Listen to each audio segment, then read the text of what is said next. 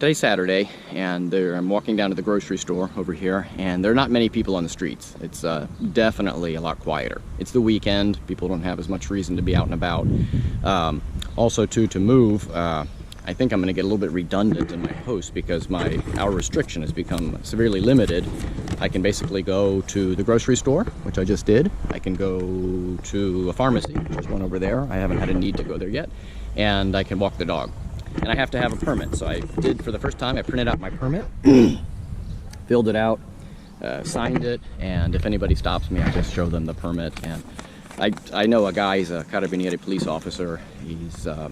His son plays soccer with my son, and I called him a couple times. He says, if you don't have the form on you, it's okay. We've got forms in our car. A lot of people don't have printers at home, and we'll fill it out for you. By the way, my printer is almost out of ink, and there's no computer store to get it because they're all closed.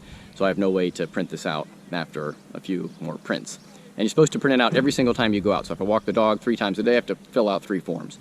Anyway, that's what's happening. So definitely a lot quieter, and the authorities are cracking down more and more. I kind of thought this would happen. The first couple of days, nobody really knows what's happening, and then things start getting a little bit better organized. The local authorities get some clarity from the national authorities what they're supposed to do. So just last night, Katya was out for a walk. She saw a lady she knew. They were talking up at by the stop sign, and Carabinieri drove by. 2 officers in the car. One had a mask, one didn't, and one of them waved them, kind of like, keep moving, don't stand, don't congregate. So anyway, the grocery store, I just went in, just did my shopping, and I didn't tell you this the other day, but when I was interviewing my friend Mila in there, the manager comes up to me and he says, "What are you doing? Who authorized you to, who authorized you to film here? You can't film here. You have to get permission." I said, "Well, I don't know." So he said he's going to call the police and have them come over and delete what I filmed. So anyway, I apologized, said I wouldn't do it again, and he grunted and kind of left. So I deleted that part out of the video, but went through, didn't film. He actually saw me, and he kind of looked over me like that, and I kind of looked back and sort of smiled and held up my hands as to say, I'm not filming, but shelves are still fully stocked, and today's Clemarie's birthday. She's 15 today, and so I went and got her some flowers. We were supposed to go to have a dinner tonight with 20 of her friends at a nice seaside restaurant, but the restaurants are all closed in Italy, and you're not allowed to drive outside of your municipality, and it's the next township over, so we can't go.